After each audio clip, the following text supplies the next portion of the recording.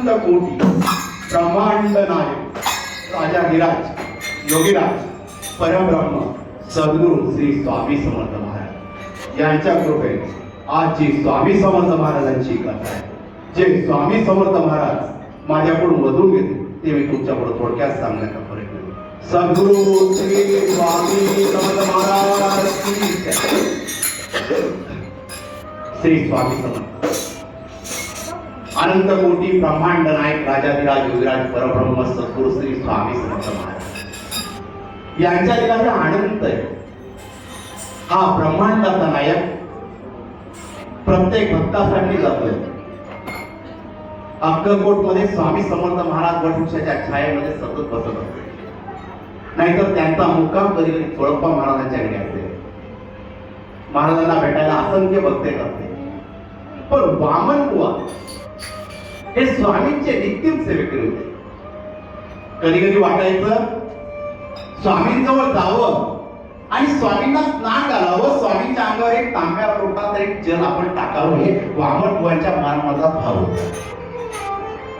पण चोळप्पा महाराज आणि सुंदराबाई ही कोणाचीच दाद लागू देत नव्हते. त्या स्वामी महाराजांपुढं दोघच जण स्वामींना स्नान घालत असे.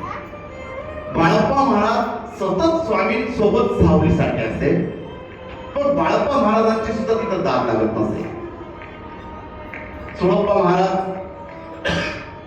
आणि सुंदराबाई स्वामींना रोज स्नान करत असे आणि चोळप्पा महाराजांना स्वामी महाराज जैन म्हणत असे आणि सुंदराबाईला चिडल्यावर बोडकी म्हणत असे. या बोडकीचं काय काम असं स्वामी महाराज सतत सुंदराबाईला बोलत असे. आणि वामन बुवा स्वामींच्या दर्शनाला आले होते बडोद्यावरून. स्वामींचं सुंदर असं रूप त्यांनी बघितलं. स्वामींच्या चेहऱ्यावर असं सुंदर असं स्माईल, एकदम सुंदर असा स्वामींचा चेहरा, सकाळची वेळ होती दिसत होती. असं सुंदर रूप स्वामींचं वामन बुवा आपण बघत होते. ते स्वामींजवळ गेले, स्वामींना नमस्कार केला. महाराज म्हणतात, आला आता कुठे जाणार, काय लपवतोस आमच्यापासून. स्वामी महाराज बोलत होते. वामन बुवा मनात विचार करत होते की मी स्वामींपासून काय लपवलं. विचार करत असताना स्वामी महाराज हसत होते, निघून गेले. वामन बुवांना विचार पडला की स्वामींनी आज आपल्याला आता प्रश्न टाकेल. परत स्वामींजवळ गेले. स्वामी एक शब्द बोलले नाही. अरे वामण्या, तुझं काम तू कर. आला अक्कलकोटला दर्शन घेतलं तर जाता हो, आता काय येत. वामन बोलणं वाईट वाटू लागलं. ते तिथून निघाले. महाराज असं का बोलले. प्रत्येक वेळेस आपण स्वामींकडे जातो, स्वामी महाराज 2 सुपाऱ्या आपल्याला कायम स्वरूपी देत असतात आणि स्वामींना नैवेद्य एक घास आपल्या हातून स्वामींच्या मुखामध्ये भरवला जातो. अगदी सुद्धा आपल्याला सेवा मिळत नाही. म्हणून वामन बुवा विचार केले होते. वामन करत असताना तिथून निघून गेले असताना स्वामी महाराज बसले होते. त्याने 2 स्वामी भक्तांना सांगितलं, अरे तो वामण्या निघून गेला, त्याला बोलून आणा. वामन बुवा रस्त्याने चालले होते, विचार करत होते.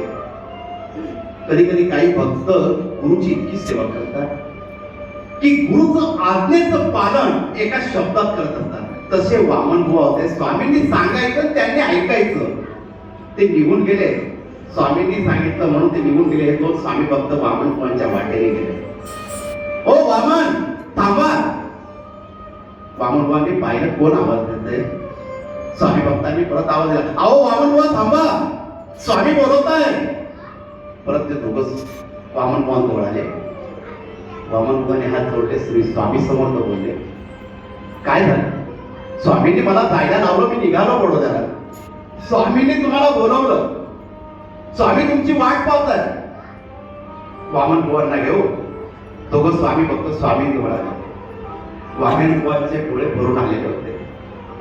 जेव्हा एका भक्ताचं गुरुवर अति प्रेम असतं आणि गुरु त्याला आतुरतेने बोलवतो, तेव्हा त्या भक्ताच्या डोळ्यात पाणावलेल्या असतात. डोळ्यातून अश्रू एक पडत होता. स्वामींनी वामन बुवांना जवळ घेतला, आपल्या छातीशी विरघळलं. अरे वामना, आमचा अधिकार नाही का, तुला रागवू नको. आणि स्वामी महाराजांचा चेहरा उदास करून वामन बुवांच्या डोक्यावर हात फिरवत होते. वामन बुवांना तो एक आनंद, एक स्पर्श मिळाला होता स्वामींचा. तो प्रत्येक शिष्याला भेटावा असं प्रत्येकाला हेवा वाटत होता त्या ठिकाणी. आणि फक्त स्वामींच्या आजूबाजूला पहारा देत होते. त्यांना सुद्धा कधी स्वामींनी जवळ घेतलं नव्हतं, पण वामन बुवांना आज स्वामींनी आपल्या छातीशी लावलं होतं. वामन बुवांना फार आनंद झालेला होता. स्वामी बोलले, जा बाळा. एवढं बोलल्या वामन बुवांना आनंद झाला. आणि स्वामींचं नैवेद्याचं ताट झाल्यावर स्वतः वामन बुवांनी स्वामींच्या मुखामध्ये घास भरवला आणि वामन बुवा बडोद्याला चालते झाले. स्वामींना पुढचे भविष्यवाणी सर्व माहित होतं, वामन बुवांचं काय होणार आहे. म्हणून स्वामी महाराज विचार करत होते. एखाद्या भक्ताची काळजी एका गुरुला लागत होती त्या ठिकाणी, की माझ्या भक्ताला जर काही झालं तर त्याचा विचार तो गुरु करतो, त्याला त्रास देणार होतो. हा वामन बुवांचा त्रास हा स्वामींना होत होता. वामन बुवा बडोद्याला आले. बडोद्याला आल्यावर थोड्या दिवसात त्यांची तब्येत खराब झाली. त्यांना पोटदुखीचा त्रास सुरू झाला आणि तो त्रास इतका सुरू झाला का त्यांना चालणं बोलणं मुश्किल झालेलं होतं. वामन बुवा स्वामींचं स्मरण करत होते, स्वामी महाराज मी तुमचं दर्शन घेऊन आलेलो आहे, मग माझ्या भोवती हा त्रास का होतोय. वामन बुवांनी वैद्यांकडे दाखवलं, फरक काहीच पडत नव्हता. परत विचार करत होते वामन बुवा काय झालेलं आहे. आता वामन बुवांची प्रकृती हळूहळू खराब होत चालली होती. त्यांना चालणं मुश्किल झालं होतं. जो माणूस 40-45 वर्षाचा असताना म्हाताऱ्या माणसासारखा काठी घेऊन चालतो, अशी परिस्थिती या वामन बुवांची झालेली होती. आणि वामन बुवांची पत्नी वामन बुवांची सेवा करत होती. वामन बुवांचं सर्व आवडत होते. वामन बुवांना थोडं मनामध्ये वाईट वाटत होतं की मी स्वामीजवळ सतत जातो, माझ्या पत्नीकडे मी कधी लक्ष दिलं नाही, तिच्याशी कधी 2 शब्द मी प्रेमाने बोललो नाही, आणि आज ती पत्नी माझी सेवा करते. म्हणून वामन बुवांचे डोळे थोडे पाणावले त्या ठिकाणी. हाताने धरून जाणं सर्व सेवा पत्नी करत होती. आयुष्यामध्ये एक गोष्ट आपण कधी लक्षात ठेवा, आयुष्यामध्ये पत्नी ही आयुष्यभर कामात आणि आपल्या सोबती आपल्या कायम जवळ असते. आयुष्यामध्ये तुम्हाला सर्व सोडून जाते. तुमचे भाऊ सोडून जातील, तुमच्या बहिणी सोडून जातील, तुमच्या आई वडील सोडून जातील, तुमचे मुलं सोडून जातील, पण आयुष्याचे शेवटचे क्षण असतील ते पत्नीचे असतात. एवढं लक्षात ठेवा. जेव्हा आपलं वय होतं आणि त्या वयामध्ये सर्व सेवा करणारी पत्नी असते. आपल्या पतीला जर कोणी काय बोललं तर सर्वात पहिला राग हा त्या पत्नीला येत असतो, कारण ते होतो तो माझा सुहाग आहे, माझा पती. सर्वात मोठा राग हा पत्नीला येत असतो. म्हणून आयुष्यामध्ये एक लक्षात ठेवा, आपल्या पतीचं मन हे कधीच दुखवू नका. ती घरातील लक्ष्मी, कारण की आयुष्यभर साथ देणारी, कायम आपल्या सोबत असणारी ही आपली पत्नी असते. आपण आयुष्यभर त्या पत्नीला किती काही बोललो, किती शिव्या दिल्या, किती तिला तिरस्कार केला, पण आयुष्याचे जे क्षण शेवटचे असतात ते पत्नीच आपल्या जवळ असतात. आपल्या जवळचे सर्व सोबती घेऊन जाते, पण पत्नी आपला साथ ही कधीच सोडत नसते. तसे वामन बुवांची परिस्थिती त्या ठिकाणी झाली होती. पत्नीबद्दल विचार करत होते. पत्नीला जवळ बोलून जा, अगं तुझी तब्येत किती खराब होत चालली, काय खाते काय. पत्नी वाळून सुकून गेलेली होती आणि पत्नीची सेवा करत असताना, आपल्या पतीचा विचार करत असताना वामन बुवांजवळ बसले ती, त्यांचे पाय दाबत होते आणि वामन बुवा आपल्या पत्नीकडे बघताय आणि मनामध्ये विचार करताय, मी माझ्या पत्नीकडे लक्ष देऊ शकलो नाही तर. पत्नीकडे पाहताय, हात जोडताय, माझं चुकलं, मी महाराजांना पत्र पाठवतोय, माझ्या पत्राचं सुद्धा उत्तर अक्कल कुठून येत नाही. महाराजांचं नाव होतोय, पण पोटदुखी माझे थांबत नाहीये. म्हणून वामन बुवा रडत होते. वामन बुवांची आई आली, अरे वामन काय झालं, होईल ना नीट, स्वामीवर विश्वास आहे, मग रडतोस का. आणि आई पण डोक्यावर हात फिरवत होती. आईचं मातृत्व मुलासाठी फार वेगळं असतं. मुलाने किती खोड्या केल्या ना, ती आई त्या मुलाच्या चुका कायम लपत असते. आपल्या गल्लीमध्ये आपल्या मुलाचं जर कोणाशी भांडण झालं, आपला मुलगा किती चुकला तर ती आई पदर पोचून उभी राहते, ती तिच्या मुलाचीच बाजू लावत असते. हे प्रेम आहे. त्या आईला आपला मुलगा हा बरोबर आहे तेच वाटतं. मुलगा मोठा होऊन वाईट वळणावर जरी लागला तर आई त्या मुलाकडे कधीच वाईट दृष्टीने बघत नाही. ती फक्त माझा मुलगा आहे, त्याला चांगलेच गुण ह्या दृष्टीने पाहतात. ती त्या मुलामध्ये चांगलं शोधत असते. ती आई, ती मातृत्व. तसं वामनबुवांची आई डोक्यावर हात ठेवत होती आणि वामनबुवांचे बंधू आले, मोठे बंधू, आणि ते वामनबुवांना बोलू लागले, अरे वामन, फरक नसेल पडत तर आपल्या जवळ इथं मांत्रिक आहे, आपण मांत्रिकाकडे जाऊ, त्या मांत्रिकाकडे काहीतरी फरक पडेल. त्यावेळेस आपले वामनबुवा खडकावून आपल्या भावाला सांगताय, स्वामींना मांत्रिक आवडत नाही आणि स्वामींचा मांत्रिकावर विश्वास नाही तर मी का ठेवू? कारण की अक्कलकोट मध्ये काही मांत्रिक होते, स्वामी महाराज त्यांना हातवून देत असे अक्कलकोट मधून. स्वामी त्या मांत्रिकांना कधीच जवळ ठेवत नसते, कारण की जे मांत्रिक खोटं बोलून सर्वांची फसवणूक करतात हे स्वामींना सर्व माहित होतं. म्हणून स्वामी महाराज कधीच मांत्रिकांना जवळ येत नसते. वामनबुवा जोराने बोलले, मग बंधू काही बोलले. इकडं वामनबुवांची पोटदुखी असंख्य वाढू लागली होती. सर्वजण वामनबुवांची सेवा करत होते. वामनबुवांची लहान लहान मुलं वामनबुवांजवळ येऊन बसत असे, बाबा काय झालं? वामनबुवा मुलांच्या डोक्यावर हात फिरून सांगत असते आणि त्याच्याशी काही विषय गप्पत असते. आम्ही फक्त बाळा काही नाही असं बोलत होते. वामनबुवांची प्रकृती खराब होत चालली होती. स्वामींना विनवणी केली. त्यांनी आता विचार केला की पत्नी सेवा करते, ही किती दिवस सेवा करत, त्यापेक्षा आपण आता आयुष्याचा शेवट करावा असं वामनबुवांच्या मनामध्ये इच्छा झाली. ते फक्त वाट पाहत होते, आता घरातून निघून जावं, आपल्या आयुष्याचा शेवट करावा हा वामनबुवांच्या मनामध्ये विचार आलेला. एक रात्र अशी आली, रात्री मध्यरात्री झाली होती. पत्नी, त्यांची आई झोपलेली होती आणि बंधूही झोपले होते. वामनबुवांनी आपली काठी घेतली आणि हळूच वाकत वाकत पत्नीकडे बघितलं आणि आईच्या चरणांना स्पर्श केला आणि बडोद्यामध्ये सूरसागर तलाव आहे त्या दिशेने ते चालते झाले. इकडे स्वामी महाराज मध्यरात्री लघुशंकेला उठले होते. सुंदराबाई स्वामींना लघुशंकेसाठी घेऊन चाललेली होती आणि स्वामी महाराज बेचैन झालेले होते. स्वामी महाराजांना अक्कलकोटला सर्व जाणून चुकलं होतं की माझ्या वामनाचं काय होणार आहे. आणि स्वामी महाराज हा विचार करत करत लघुशंकेला गेले. सुंदराबाई स्वामींचा हात धरून स्वामींना वटवृक्षाच्या छायेत घेऊन आले आणि स्वामी महाराजांना झोपण्याची विनंती करत होती. स्वामी महाराज दोन्ही हात मागे टेकून आपल्या वामनाचा विचार करत होते. वामनबुवा सूरसागर तलावाच्या दिशेने निघाले होते. वामनबुवा सूरसागराच्या तलावाजवळ आले आणि स्वामींना प्रार्थना करत होते, महाराज, आयुष्यामध्ये तुम्ही माझ्या सोबत राहायला सर्व मला काही मिळालं स्वामी महाराज. आता मी माझं आयुष्य संपवतोय स्वामी महाराज. या ठिकाणी काही चुकलं असं स्वामी महाराज क्षमा असावी. आणि वामनबुवा त्या सूरसागर तलावामध्ये आपलं शेवटचं जीवन संपवणार होते. स्वामी महाराज वटवृक्षाच्या छायेमध्ये बसलेले असताना वामनाला म्हणतात, अरे वामना थांब. स्वामी जोरात आवाज देत आहे. सर्व स्वामी फक्त उठून उभे राहिले.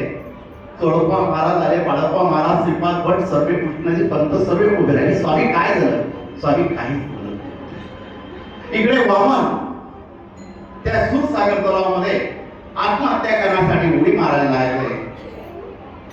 शेवटचा क्षण त्यांनी पाया पडलाय आणि आपलं शेवटचं दर्शन त्या सूरसागर तलावाचं घेतलं. आत्महत्येच्या इच्छेने त्यांनी उडी मारायला सुरुवात केली आणि स्वामी महाराज इकडून जोरात ओरडले आणि त्या सूरसागर तलावामधून जेव्हा वामनबुवांनी उडी मारली, एक हात बाहेर असा आला, त्या वामनबुवांच्या छातीला लागला.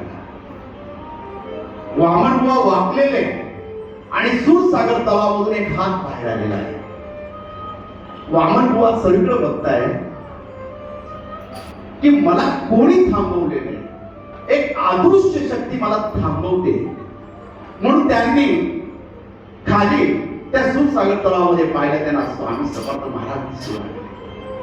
हळूहळू स्वामी महाराज त्या पाण्यामधून बाहेर येऊ लागले आणि वामनाला जवळ धावले. त्याच्या मुखामध्ये स्वामी महाराजांनी एक मारली आणि बोलू लागले, अरे हरामखोरा, समजत नाही, हा कर्माचा फेर आहे, हा प्रत्येकाला चुकवावा लागतो. मागच्या जन्मातले कर्म ते फेडल्याशिवाय तुला आमच्या जवळ आमची भक्ती तुला लाभणार नाही. तू त्याला घाबरतोस, आपलं जीवन संपवतोस. स्वामी महाराज असे मोठमोठ्याने बोलत होते. वामन बुवांना आपली चूक समजली होती आणि स्वामींपुढे दयेचा हात पसरत होते आणि डोळ्यातून अश्रू वाहत होते. स्वामी महाराज समक्ष माझ्यासाठी आलेले. ज्या स्वामी महाराजांना मी आजपर्यंत इतका पत्र व्यवहार केला, ते स्वामी महाराज मला कधी पत्राचं उत्तर दिलं नाही, आज माझ्यासमोर साक्षात येऊन उभे. आणि वामन बुवा स्वामींपुढे रडताय, डोळ्यातून अश्रू पडत आहे. पण त्यांना हे समजत नव्हतं का ते त्या ठिकाणी इतके विसरून गेलेले होते की स्वामी महाराजांचा स्पर्श होता, त्यांचा रोग केव्हा बरा होऊन गेलाय त्यांना सुद्धा समजलं नव्हतं. ते एकदम व्यवस्थित होऊन गेले होते. स्वामी पुढे कडक कशाच्याने उभे होते, स्वामींना नमस्कार करत होते. स्वामी महाराज त्यांना रागवत होते, प्रत्येक गोष्ट शिकवत होते स्वामी महाराज. वामनबाबांना आपली चूक समजली होती. त्यांनी हात जोडले, स्वामी क्षमा करा. त्या स्वामी म्हणतात, अरे बाळा, आम्ही तुझ्या सोबत आहोत. तुला आमचं गुरु लीलामृत द्यायचंय. ज्या कथा ज्या आम्ही लीला करणार आहोत अक्कलकोटला, त्या लीलांचं कथन हे तुला करायचंय. आमचा गुरु लीलामृत ग्रंथ हा तू लिहिणार आहेस आणि तू आम्हाला सोडून जाणार. मला आशीर्वाद आहे तुला. त्या ग्रंथाचं लिखाण तू करणार. स्वामी महाराजांनी हा आशीर्वाद त्या वामन बुवांना दिला आणि स्वामी महाराज तिथून अदृश्य झाले. वामन बुवा आपल्या शरीराकडे पाहू लागले. मला तर काहीच झालेलं नाही. आणि स्वामी महाराज निघून गेल्यानंतर वामन बुवा रात्रीचे 2 वाजले असतील त्या सुमारास आपल्या घराकडे आले. घरी आल्यावर त्यांचे मोठे बंधू उठून बसले होते की आपला भाऊ गेला कुठं. आणि दारामध्ये आपल्या भावाला एवढं तंदुरुस्त पाहिल्यावर भावाच्या डोळ्यामध्ये पाणी आले की माझा भाऊ एवढा तंदुरुस्त झालेला कसं काय. म्हणून भावाने वामन बुवांना प्रश्न विचारला, वामना हे कसं काय. तेव्हा सर्व वृत्तांत वामन बुवांनी आपल्या बंधूंना सांगितलं. स्वामी महाराज सकाळी अक्कलकोटला असताना तेव्हा सर्व स्वामी भक्त स्वामींना विचारत होते, स्वामी काय झालं, वामनाला का आवाज देत होते. स्वामी एक शब्द बोलत नव्हते. आणि काही दिवसात वामन बुवा स्वामींच्या दर्शनाला अक्कलकोटला आले. अक्कलकोटला आल्यावर स्वामी महाराजांनी वामन बुवांना पाहिलं. त्यावेळेस सोळप्पा महाराज स्वामींना आंघोळीसाठी स्नानासाठी पाणी घेऊन येत होते आणि सुंदरबाई स्नानाची तयारी करत होते. स्वामींचं लक्ष वामन बुवांवर गेलं, वामन बुवांचं लक्ष स्वामींवर गेलं. वामन बुवा स्वामीकडे चालत येत आहे. तेव्हा स्वामी म्हणतात, अरे वामना, घे बोलवता, काय त्या जनात घाबरतो, काय त्या बोडकीत घाबरतो, मला स्नान घाल. त्यावेळेस सोळप्पा महाराज आणि सुंदराबाई बाजूला झाले आणि स्वतः स्नान वामन बुवांनी स्वामी. तेव्हा स्वामी त्याचा उलगडा करतात, अरे आमच्यापासून काय लपवलं, तर आमच्यापासून तुझ्यामध्ये मनामध्ये जो विचार आला की आम्हाला स्नान घालायचं ते आमच्यापासून लपवलं. आज मनामध्ये इच्छा पूर्ण झाली वामना. आणि त्या तलावात जीव दिला जातो, कोरड्या तलावात. त्या वामन स्वामींकडे बघतोय आणि स्वामी खिदा हसू लागताय. तेव्हा स्वामी महाराज वामनाला जवळ घेत आहेत आणि वामन बुवा स्वामींना पितांबर नेत आहेत. स्वामींच्या कपाळी गंध लावत आहेत. स्वामी महाराज वटवृक्षाच्या छायेमध्ये बसलेले असता वामन बुवा हात जोडून उभे. सुंदर असं दृश्य तिथं झालेले. सर्व स्वामी भक्तांना आलेला अनुभव वामन बुवा सर्वांना सांगताय. तिथून स्वामी महाराज सांगतात, माझा गुरु लीलामृत ग्रंथ हा तुला लिखाण करायचंय. आणि तो आनंद वामन बुवांना झालेला होता. वामन बुवांना तो आनंद झालेला असताना स्वामींनी त्यांना जवळ घेतलं आणि एकच आशीर्वाद दिला, भिवू नकोस, मी तुझ्या ही स्वामी भक्ती. फक्त गुरु प्रेम करत असताना आपला विश्वास तेवढा अटळ असला पाहिजे आपल्या गुरुवर. जेव्हा आपण गुरुवर विश्वास ठेवू, गुरु कुठेही असो तो आपल्यासाठी धावून येत असतो. फक्त विश्वास आपला आला बसला पाहिजे. आज आपल्या मठामध्ये स्वामी महाराज एक जागृत देवस्थान म्हणून येऊन बसलेले आहे. त्यांचा आशीर्वाद म्हणून आपल्याला पादुका लाभलेला आहे. कारण की महाराष्ट्रामध्ये कोणालाही स्वामी समर्थ महाराजांच्या पादुका मिळाल्या नाही, त्या फक्त आपल्या मठात प्राप्त झालेल्या आहेत. म्हणून आपल्याला त्या पादुका आपल्या मठामध्ये स्थापन करायच्या आहे. पुढच्या महिन्यामध्ये डिसेंबर महिन्यामध्ये 23 तारखेला महाराजांची भव्य मिरवणूक, त्या पादुकांची मिरवणूक आपल्या सुरगाणा गावामध्ये आपल्या नगरीमध्ये निघणार आहे. तर त्याच्यासाठी सर्व सुरगाणा नागरिकांचं सहकार्य अपेक्षित आहे. कारण की आपल्याला जो आपला सुरगाण्याचा राजा आहे स्वामी समर्थ महाराज ते त्यांच्या राजगादीवर बसलेले आहे, त्यांची मिरवणूक काढायची. म्हणून ती मिरवणूक सुद्धा अशी सुंदर निघाली पाहिजे. प्रत्येकाने तोंडात बोट घातला पाहिजे की मी मिरवणूक अशी आजपर्यंत बघितली, अशी मिरवणूक आपल्याला त्या दिवशी काढायची. आणि आपल्या मठाला प्रति अक्कलकोट हा दर्जा प्राप्त होणार आहे. अक्कलकोट नंतर प्रति अक्कलकोट म्हणून सुरगाणा गावाला ओळख भेटणार आहे. तर इथं स्वामींच्या पाषाण पादुका बसवण्यात जाणार आहे. जिथं अक्कलकोटला समाधी मठामध्ये जी स्वामींची समाधी, तसं समाधीचं रूप इथे येणार आहे आणि स्वामींच्या पाषाण पादुका त्याच्यावर बसणार आहे. आणि ज्या स्वामींच्या पादुका आपल्याला अक्कलकोटला भेटल्या त्या पादुका इथं ठेवण्यात येणार आहे. आणि त्या स्वामींच्या पाषाण पादुका स्वामींचं मुकुट ठेवून जसं अक्कलकोटला सजवतात, जशी स्वामींच्या अक्कलकोटला मूर्ती त्या पद्धतीत आपल्या मठामध्ये वातावरण होणार. तर त्यासाठी आपल्याला 1.25 लाख शिवलिंग, पार्थिव शिवलिंग बनवायचे. तर ह्या शिवलिंगासाठी बनवण्यासाठी प्रत्येकाचा सहभाग अपेक्षित आहे. कारण एकटा माणूस एवढे 1.25 लाख शिवलिंग बनवू शकत नाही. कारण की जो शिवलिंगाचा आपला कार्यक्रम होणार आहे तो दिवसभर होणार आहे. सकाळी 7 वाजता त्याची सुरुवात होणार आहे. त्याच्यामध्ये रुद्राभिषेक चालणार, रुद्राचे मंत्र चालणार. त्याच्यामध्ये महिलांना सफेद साडी अपेक्षित आहे आणि पुरुषांसाठी सफेद सोळा असणार आहे. कारण की सोळ्यामध्ये आपल्याला शिवलिंग बनवायचे. आणि ज्यावेळेस तुम्ही शिवलिंग बनवा त्यामध्ये तुमच्यामध्ये एक शक्ती प्रदान होणार आहे. शिवलिंग बनवत असताना तुमच्या मनामध्ये तुमच्या मनाची इच्छा त्यावेळेस तुम्ही पूर्ण करू शकता. शिवलिंग बनवत असताना तुम्ही महादेवाचं नामस्मरण करणार आहे आणि आपल्या मनामध्ये इच्छा त्या दिवसभरामध्ये त्या शिवलिंगावर आपण बोलत राहणार आहे, रुद्राभिषेक चालणार आहे. त्यावेळेचा अनुभव हा फार वेगळा तुमच्यासाठी असणार आहे. आणि ते दिवसभर ज्यांनी नावं दिले, जे जोडपे बसतील, टायमर कोणाला बसता येणार नाही. सफेद सोळे असतील त्यांनाच त्या पूजेला बसता येईल. आणि ज्यांनी 16 सोमवाराचे उपवास करतात त्यांच्यासाठी हा कार्यक्रम खास आयुष्याची संधी चालून आलेली. आणि ज्या महिला प्रदोषाचं व्रत करतात त्यांच्यासाठी ही अतिउत्तम संधी. कारण की आपण जे शिवलिंग बनवणार आहोत त्या दिवशी सुद्धा प्रदोषच आहे. आणि प्रदोषाच्या दिवशी आपण जेव्हा पार्थिव शिवलिंग बनवणार तर 16 सोमवार केल्याचं पुण्य आपल्याला लाभतं. आणि त्यावेळेस आपण जेव्हा रुद्राभिषेक करतो त्यावेळेस महादेव स्वतः येऊन त्या अभिषेकाला हजर असतात. की ते म्हणतात माझे एवढे पार्थिव शिवलिंग 1.25 लाख बनवताय. म्हणून त्यावेळेस महादेव सुद्धा त्या ठिकाणी चक्कर मारतो. आणि तिथं एक मोठी पिंड बनवलं जाणार आहे. जे मेन पूजेला बसतील ते मोठी पिंड बनवतील. त्याला पूर्ण रुद्राक्ष लावलं जाणार आहे आणि त्या रुद्राक्षांचा अभिषेक होणार आहे. त्याला म्हणणार आहे रुद्राभिषेक. संध्याकाळपर्यंत ही पूजा चालणार आहे.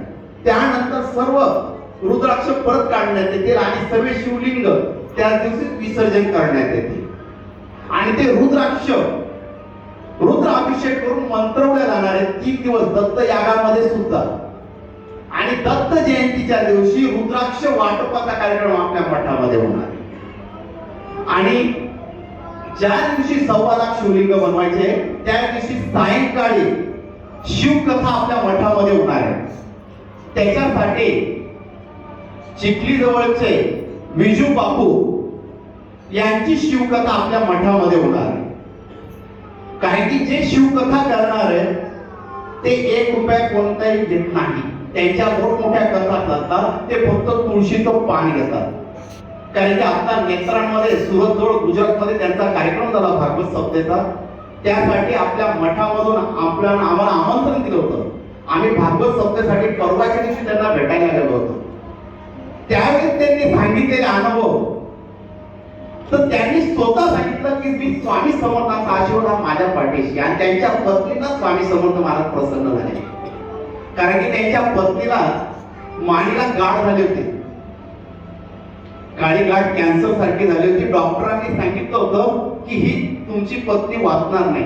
त्यावेळेस तिने त्या गुजरातमध्ये प्रार्थना केली की स्वामी महाराजांची कथा ऐकली होती, आणि ती कथा ऐकल्यावर तिने स्वामींना विनंती केली. 2018 मध्ये गोष्ट आहे की स्वामी महाराज तुमच्या लीला मी ऐकलेल्या आहे, तुम्ही प्रत्येकासाठी जाऊन जाता. आणि तेव्हा तिने हीच बडोद्याची कथा वामन बुवांची ऐकली होती की तुम्ही वामन बुवांची पोटदुखी कमी केली तर माझ्या मानेची पोटदुखी का कमी करत नाही. तर त्यावेळेस त्यांना साक्षात स्वामी महाराज समोर दिसले होते आणि त्यांच्या मानेवरून हात फिरवला होता.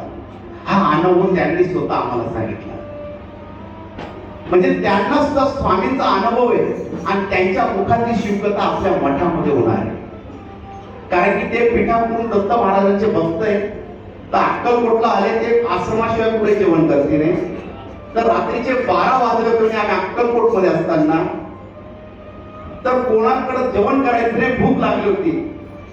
तर आम्हाला स्वामी समर्थांच्या अन्न ट्रस्ट मधून एक साधू वेशामध्ये एक बाबा आला, आणि त्याने आम्हाला जेवू घातलं होतं. तर स्वामी महाराज त्यांना तिथं भेटले.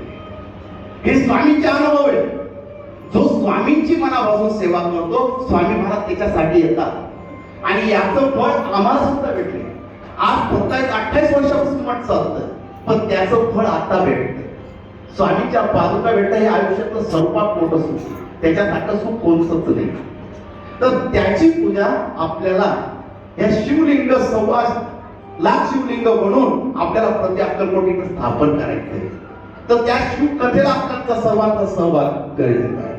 आणि दुसऱ्या दिवशी 25 तारखेला ज्यांना पादुका पूजनासाठी आणि पादुका स्थापनेच्या पूजनासाठी बसायचं असेल त्यांनी आपले नाव आधीच द्यायचे.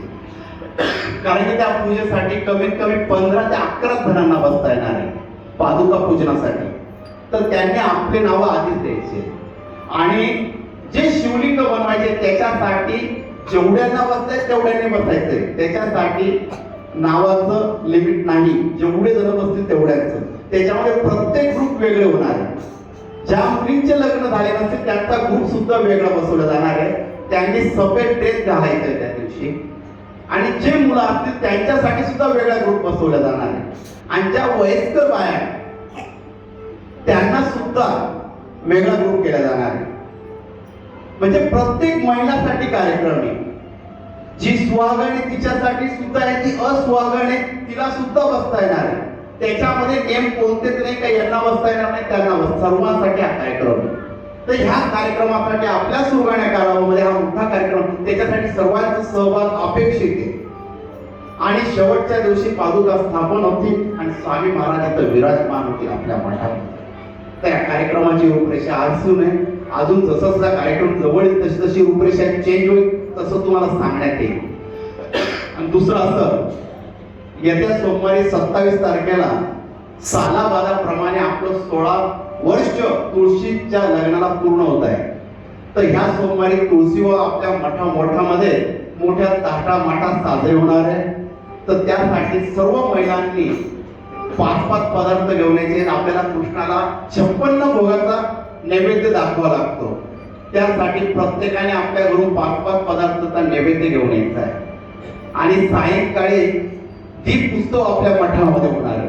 मठाच्या आवारामध्ये पूर्ण आपल्याला दिवे लावायचे. त्यासाठी महिलांनी आधी यायचे दिवे लावण्यासाठी. पण त्या मठामधून पुरवल्या जातील. पण दिव्याची सेवा करण्यासाठी सर्वांनी आम्हाला सहकार्य करायचे. दिवे भरपूर लावायचे आपल्याला तो दीपोत्सव. कारण की त्या दिवशी त्रिपुरी पौर्णिमा असल्यामुळे दीपोत्सव आपल्याला मठामध्ये साजरे करायचा आहे. तर आपली तुळस सायंकाळी 4 ते 4:30 वाजेपर्यंत मठामध्ये पोचवायची. आणि त्या दिवशी आपण राधाकृष्णाचं लग्न आपल्या मठामध्ये लावणार आहोत. एका जोडप्याचे कमी 2 किंवा 3 जोडप्यांचं लग्न आपल्या मठामध्ये लावणार आहोत. तर ज्यावेळी महिलांचं ज्यांना इच्छा असत की आम्हाला कृष्ण म्हणून लग्न लावायचे, त्यांनी सुद्धा आपलं नाव आधी दिलं तरी चालेल. कारण की हा लग्न सोहळा आपल्याला मोठ्या ताठामाठात साजरा करायचा आहे. त्यासाठी तुम्ही सर्वांनी सहकार्य करायचं आहे. सोमवारी सर्वांनी 5 नैवेद्य म्हणजे 5 पदार्थ घेऊन यायचे, 56 भोग, आणि 4:30 वाजेपर्यंत आपली तुळस मठामध्ये आणायची. आणि दुसरं असं, आज मुंबईहून श्रद्धाताई